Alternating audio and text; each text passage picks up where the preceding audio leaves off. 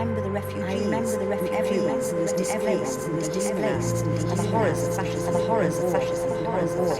And I remember everyone since and is since. It is ridiculous today, secular, we are all human, I remember the refugees, and the horrors of fashion and war. And I remember everyone since and is suffering today, never again.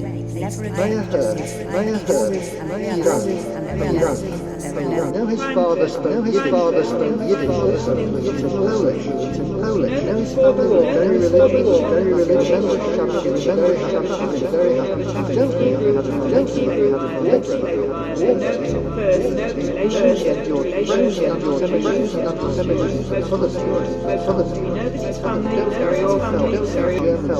German soldiers of Jewish men. Know that he came from a long line of tailors, carried on this Manchester. Know that when he learned part of his work, part of uniform. Don't know how this. We know that before the war, we know the Catholic Hebrew violin, play the violin. We know that at first, you know that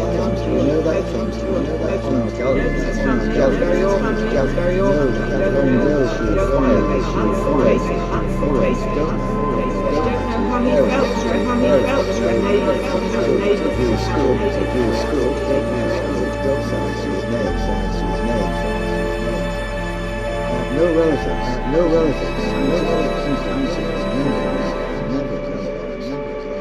My mother left war. All her family. She went to master. But I only have relatives. Yankel Eisenberg.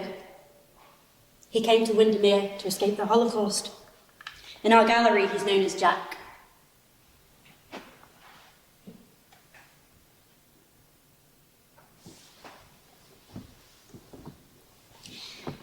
Leo Marcus brought his son's teddy bear with him when he moved to Manchester, so that the children in the neighbourhood could play with it. The teddy bear's owner, Leo's son, he didn't survive the Holocaust. Valley Stern, she came here on a domestic service visa.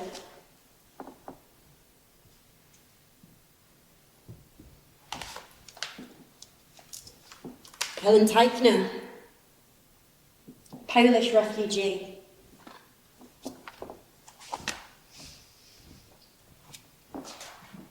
After her husband and child died, Helen did all she could to survive the war alone. She hid in churches, in cemeteries, a coal cellar. Helen came to Manchester in 1946 with a single trunk, a blue and white floral dress, a pair of socks, a Catholic prayer book she used to disguise herself as a Christian, and wooden shoe stretchers hollowed out to hide gold.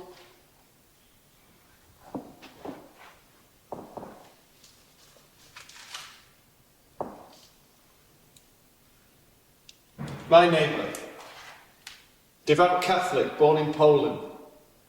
We don't know her last name or why she came here. We don't know why she was racist. We don't know where in Poland she came from or what she liked to do as a child before the war. We don't know how she felt as a child in a war-torn country. She didn't seem scared of anything. She must have had fears. She was a very strong and independent woman. The whole street came together to help her with odd bits, but she refused most help. She had no living relatives in this country, only in Poland. She met her husband in a Polish society group in Manchester. They liked to sit in the McDonald's window and people watch.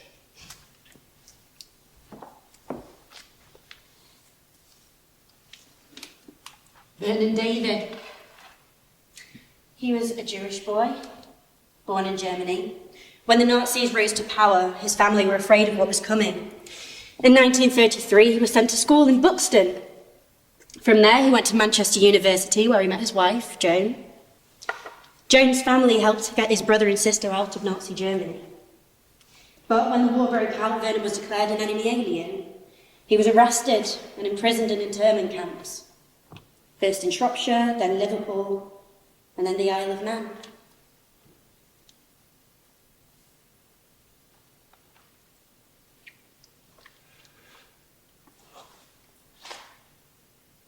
My great-granddad, prisoner of war in a Japanese camp. I've heard his story through second-hand information from my grandma. Should know his name, but I still don't. I know he was tall. I know he was very well built, but he came home stick thin.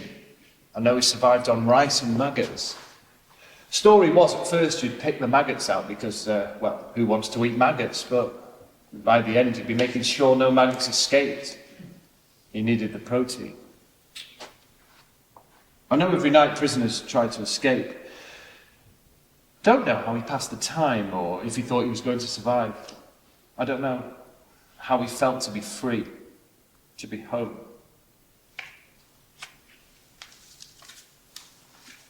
Henrik Glucksmann.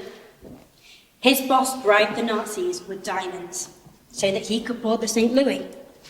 It was a boat taking Jewish refugees to Cuba. There were dances, there were good food. The captain wanted to make it feel like it was a cruise. So, when they got to Cuba, they were refused entry.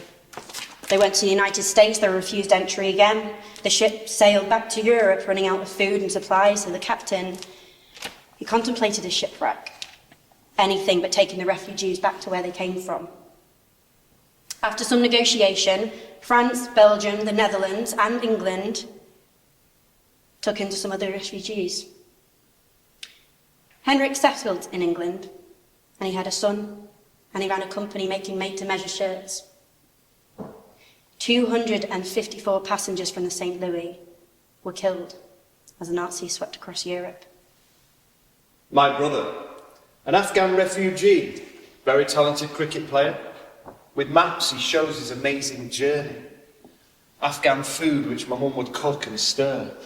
Mum's Afghan cooking is popular. She cooks for all my brother's Afghan friends. Mum makes the best Afghan food here by far.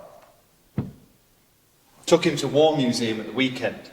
To him, not history, happening now.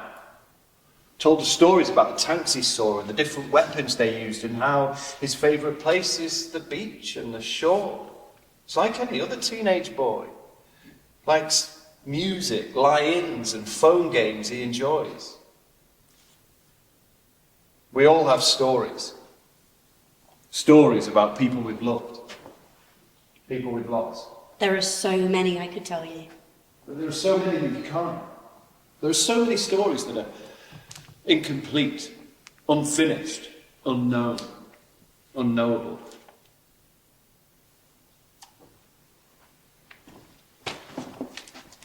A bear's not a son. You can hold it and it can reach up to you with a lopsided smile, but it won't tell you it loves you. And you'll never hear it laugh. A bear's not a boy. You can take it out to play, but it will never race you to the finish line. It won't fall and scrape its knee. A bear is not a child. You won't see it grow. You'll only see it wear. It's just a bear. Who was Leo Marcus's son named after? Did he have a scar from when he fell climbing a tree in his neighbour's garden? What secrets did he whisper to that teddy bear at night? What happened to Jack's parents? Why did you anglicize your name? What was it like? What was life like in a hostel in Manchester in 1945? Did you feel welcome? Did you miss Poland? Did you think you were even going to survive? If I was to build a museum of you, what would you like me to do? What would you like me to show? When they treated you like an animal from the zoo just because you're a Jew? Would you like me to show the dress that you wore during times of stress? Would you like me to show the book that you held on to while hiding from crooks?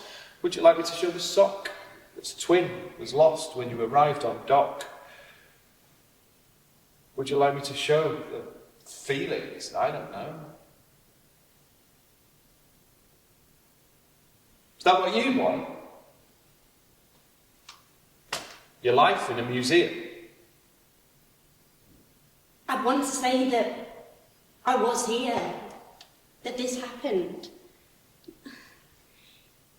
If they ever built a museum of me, I hope that they include the necklace that I wore every day, the box that filled every card that I ever received, the photo of my ancestors that filled me with joy in times of dismay, or the tiny bunny figurine that I found when I grieved.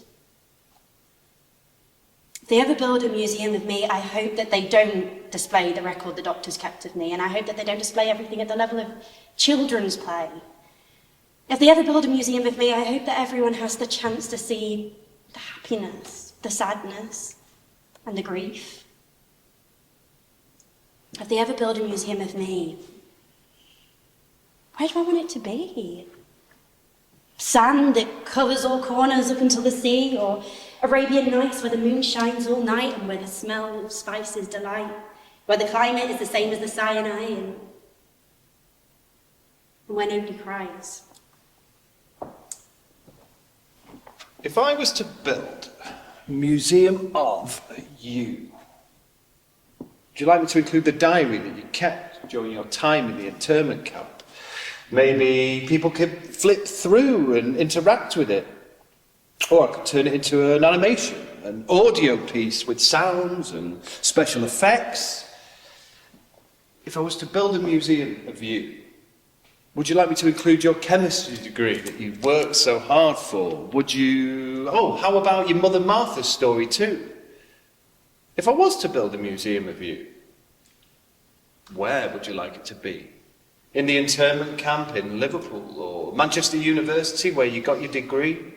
If I was to build a museum of you, should I not include your enemy alien classification that took your freedom away, or a piece of barbed wire that surrounded the place you stayed?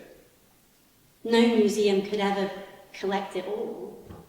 You could never put in the first time she kissed a cheek. You could not find a room big enough for such a moment, or a book for all the words that spiraled in her head, or all the shapeless, formless moments that flooded out all words onto slabs of wet concrete. Or all the times she looked at her, you could not lock that away in a polished cabinet, or sample the salinity of the time she splintered, or find a box to case all her marbles. There is no cage for a name, or the life of she who holds it. I remember her only in verbs. How though? How do you remember? I remember him when I look at my scar. I remember him when I listen to Nirvana. I remember him when I embroider fabric. I remember him when I hear a funny joke. I remember him when I wear my hat. I remember him when I'm creating fashion. I remember him when someone talks about their best friend. I remember him when I see a bottle of White Ace. I remember him when I see a sight he would have loved. I remember him when I cut my hair. I remember him when I talk to his mum. I remember him when I do something stupid. I remember him when I look at my tattoo. I remember him when I'm having a hard time. I remember him when I look back at my life. I remember him when I plan a trip. I remember him when I see a raccoon. I remember him when I go to a punk gig. I remember him when I do something wild. I remember him when I'm living succulently. I remember him when everything goes quiet. I remember him when I think about loving. I remember all the laughs. I remember all the chats. I remember all the arguments and how you always you were always right. I remember when we had that one fight. I remember climbing cranes. I remember going climbing on sunny days. I remember before you became an addict. I remember when you got clean. I remember when you saved my life. I remember when they put you in the ground. I remember the smell, although I didn't know I did. I remember looking up to you when I was just a kid.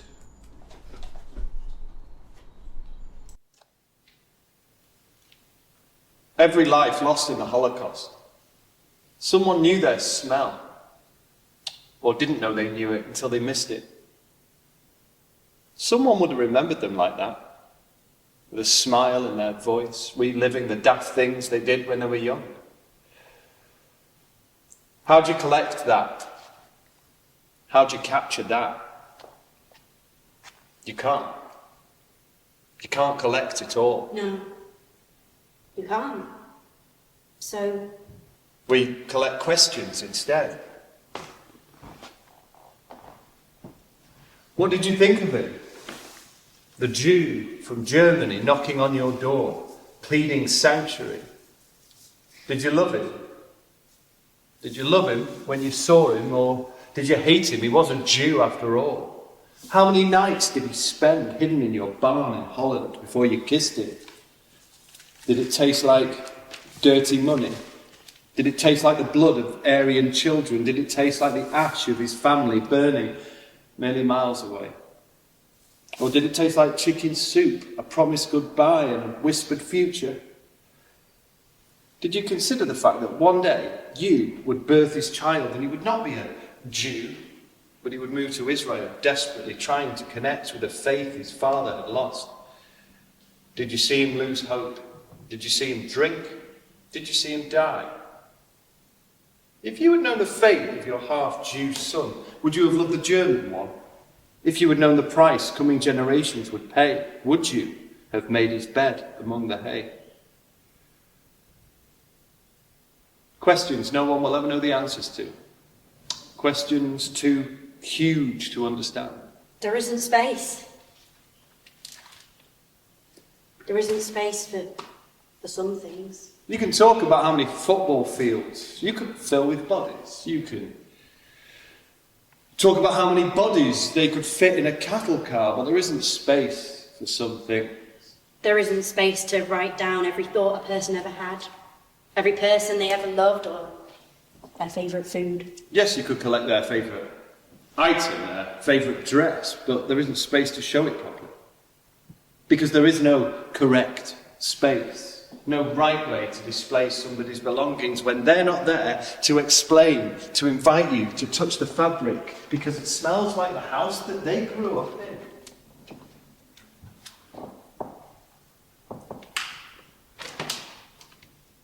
There isn't space in that home to document their life.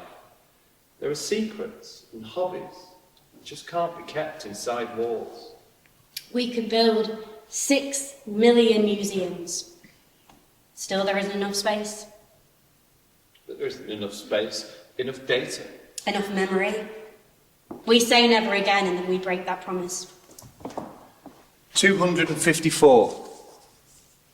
A dizzy darkness grips the throat of the ones that sank, the ones that float.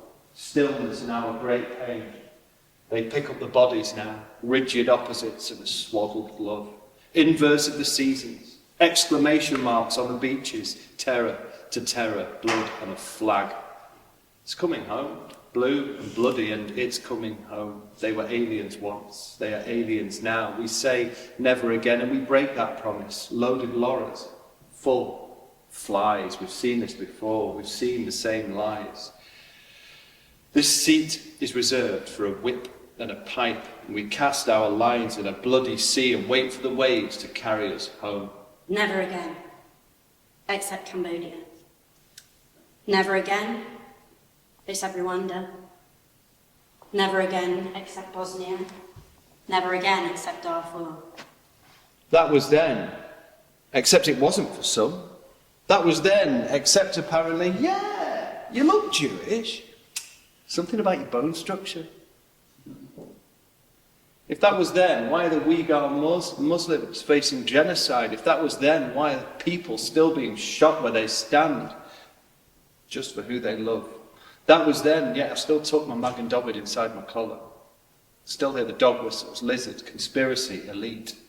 Sure, yeah, we control the media, but that was then.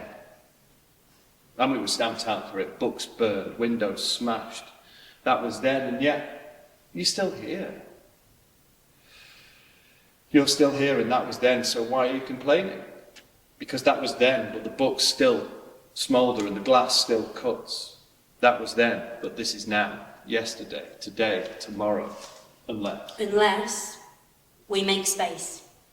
Remember. We keep them here with us through phone calls. Not to them, but to ours. Tell me what you remember about him. Tell me about your life before it's too late. Keep them here through needing their dough. Needing to be a part of what once was. Tasting their food and then adding a little salt. Keep them here by covering our head or eyes on a Friday night. Feeling the heat in our cheeks and the sun too, and the sky and the air. And we close our eyes and then we keep them here.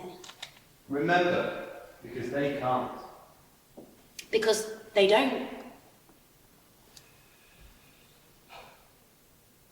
They don't. And because they're still hated in the world. Remember, because he took his life for it. Because they would have taken me too. Remember, because people need to be taught. Remember, because of Anne. We remember because we cannot do more. We can't hold them, we can't transport them back to happier times, and we can't go with them into the unknown. We remember them because how can we not? It's our way of keeping people alive and close to us. We remember because if we don't, the world will forget. We keep them alive by thinking about them, telling their stories, hanging their photos, giving offerings, making art inspired by them, cooking their recipes, using their perfumes, smelling their clothes, doing their favourite things, reading their favourite books, keeping contact with their families. Talking to them, still. Listening, really listening to the living. We remember them in verbs.